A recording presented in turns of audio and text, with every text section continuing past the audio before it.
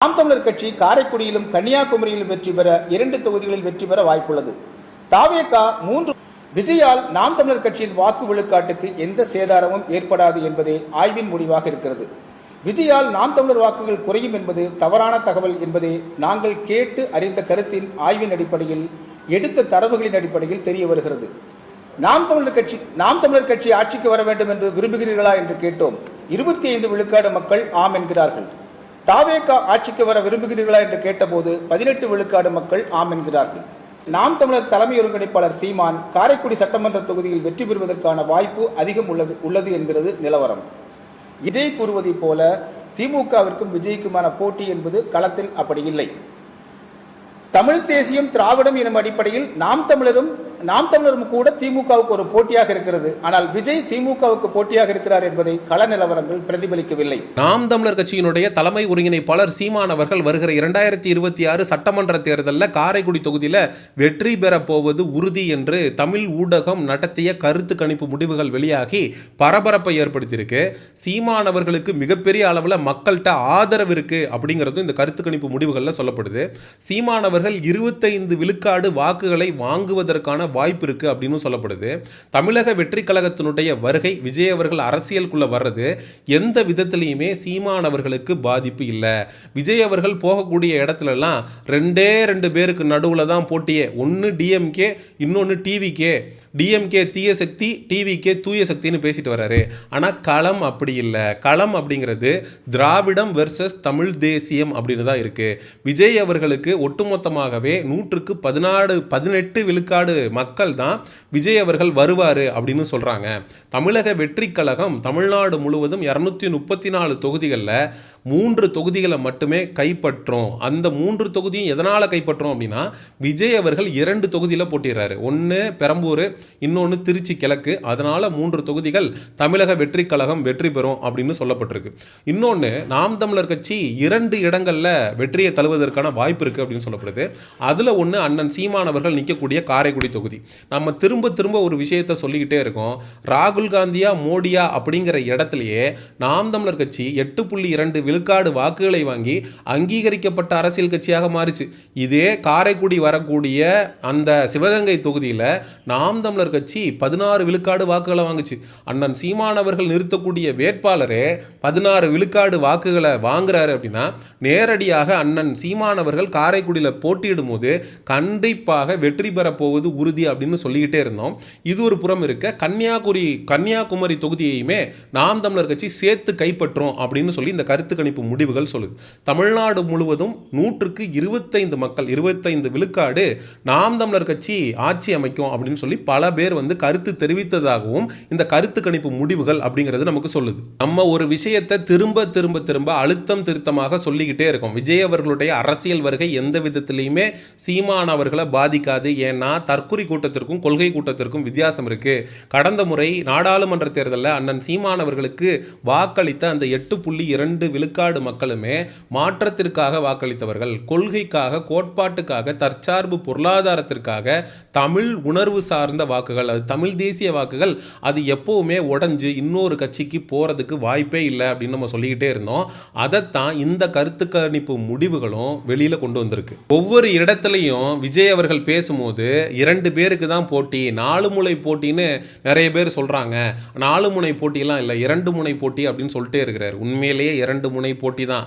அந்த 2 முனை அப்படின்னா ஒரு முனை திராவிடம். இந்த திராவிடத்தை பேசக்கூடிய கட்சிகள் அப்படின்னு நம்ம எடுத்துக்கிட்டோம்னா, திராவிட முன்னேற்ற கழகம், அண்ணா திராவிட முன்னேற்ற கழகம், இப்போ ஈவேராவை கொள்கை தலைவராக தூக்கி வைத்திருக்கக்கூடிய தமிழக வெற்றி கழகம் தான். தமிழக வெற்றி கழகத்தில் திராவிடம்ன்ற பேர் இல்லாமல் இருக்கலாம், ஆனால் அது திராவிட அரசியலை தான் செய்யுது. அப்படிங்கிறதுனால இந்த 3 கட்சிகளும் ஒரு அணி.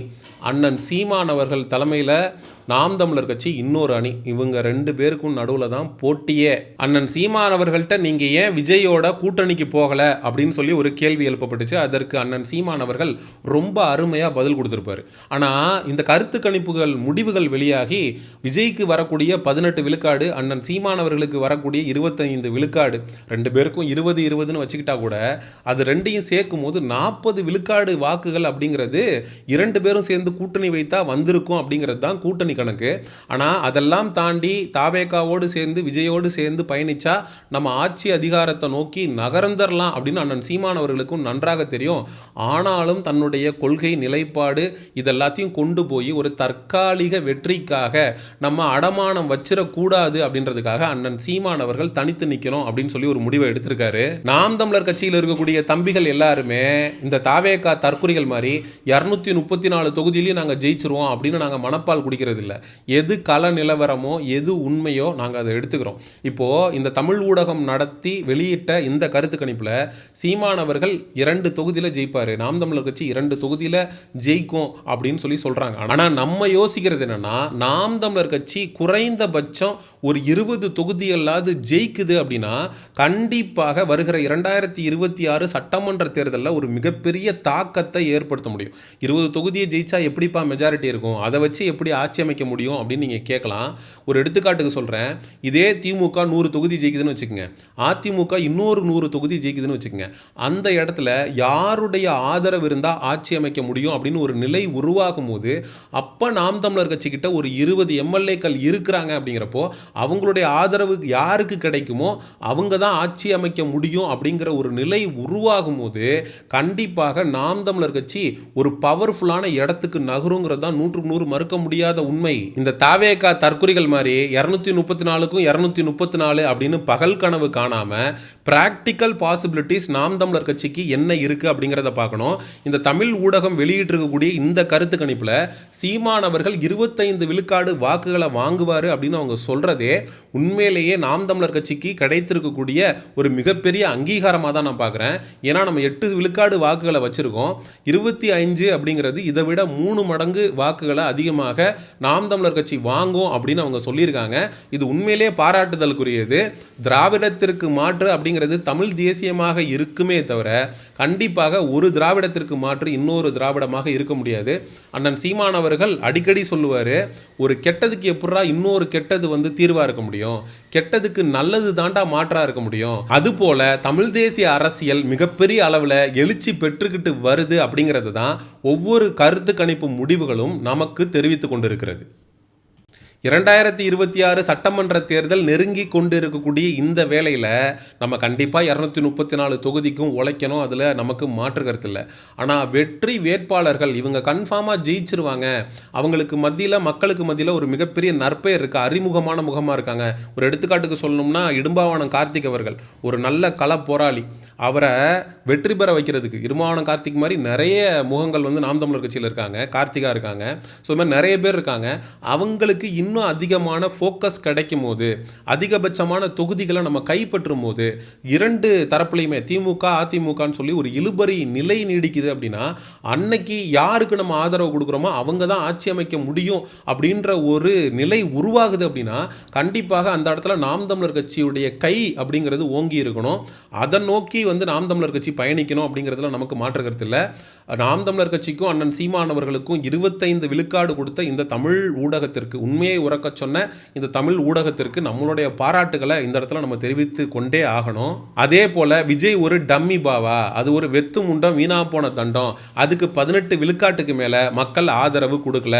விஜய் 2 தொகுதி பிளஸ் இன்னொரு தொகுதி, மொத்தத்துக்குமே 3 தொகுதி, அந்த 3 தொகுதியுமே தாவேகாவுக்கு இந்த தமிழ் ஊடகம் நடத்தின கருத்து கணிப்பு கொடுத்ததுக்கான காரணம் என்னன்னா, விஜய் 2 தொகுதியில் போட்டிடுறாரு. ஒரு தொகுதியில் பார்த்தீங்கன்னா கிறிஸ்தவ மக்களுடைய வாக்குகள் அதிகம் பெரம்பூரில், இன்னொரு தொகுதியான திருச்சி கிழக்கில் விஜய் சார்ந்திருக்கக்கூடிய சாதி வாக்குகள் அதிகம். அதனால தான் விஜய் இந்த 2 தொகுதியுமே தேர்ந்தெடுத்து நிற்கிறாரு.